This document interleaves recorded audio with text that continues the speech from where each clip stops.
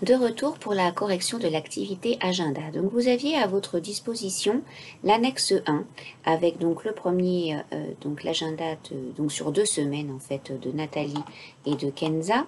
Donc quand vous avez du bleu et du gris, c'est qu'elle n'est pas disponible, hein, c'est-à-dire qu'en bleu, eh bien elle a des réunions de travail. Ou des rendez-vous, des choses qu'elle a planifiées. Elle ne souhaite pas être dérangée en fait pendant ces créneaux bleus. En gris, c'est qu'elle a des choses personnelles, des congés, des rendez-vous, elle part en week-end, etc. Et donc, vous avez la même chose, également des déplacements professionnels, elle va à Bordeaux, à Caen, etc. Et donc, elles ne sont pas disponibles à certains créneaux. Donc, le premier créneau, en fait, que moi, par exemple, j'ai trouvé, c'est le 8 mars, entre 10h30 et midi et demi. Donc vous regardez qu'Aurélie est bien disponible entre 10h30 et midi et demi.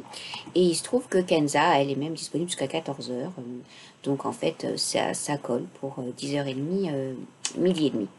Donc au niveau du corrigé, donc c'est ce que je vous propose. Pardon. Donc 8 mars, pardon, 10h30. Midi et demi. Donc ensuite sur les autres jours, eh bien moi j'ai trouvé le 12 mars, le 17 mars et le 19 mars.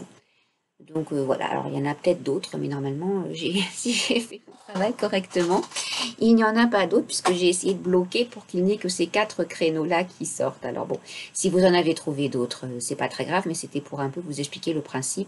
Comment on fait? On compare les agendas, on regarde quelles sont nos contraintes, hein, c'est 2 heures. Pas entre 9h30, enfin, entre 9h30 et 12h30 et entre 14h et 17h. Donc voilà, donc là ça fait 4 créneaux. Vous voyez, c'est pas toujours facile de planifier des réunions. Alors plus vous avez de personnes et plus c'est compliqué. Ce qui fait que parfois dans les entreprises, alors les agendas sont partagés ou pas partagés. On fera ultérieurement dans l'année des agendas dans Gmail. On s'amusera à se mettre des fausses réunions et à regarder si on arrive à trouver des créneaux ensemble. Et il y a aussi des applications type Doodle qui vous permettent en fait d'organiser des réunions quand vous avez 10, 20, 30, 40, 50 participants. Eh bien, vous faites un sondage, vous proposez des dates, des créneaux. Les gens disent oui, non sur chaque créneau. Et le créneau qui le remporte est celui qui a le plus de personnes présentes, sachant que parfois c'est impossible de réunir les personnes si on s'y prend trop à la dernière minute. Donc une réunion, plus elle est préparée tôt, plus on a de la chance d'avoir tous les participants que l'on souhaite présents à cette réunion.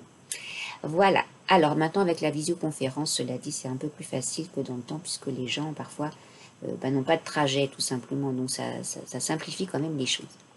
Alors ensuite, vous devez faire un petit courriel que Nathalie enverra à Kenza pour lui proposer ses dates. Donc là, je vous laisse faire ça et je reviens vers vous pour calculer le coût de la formation.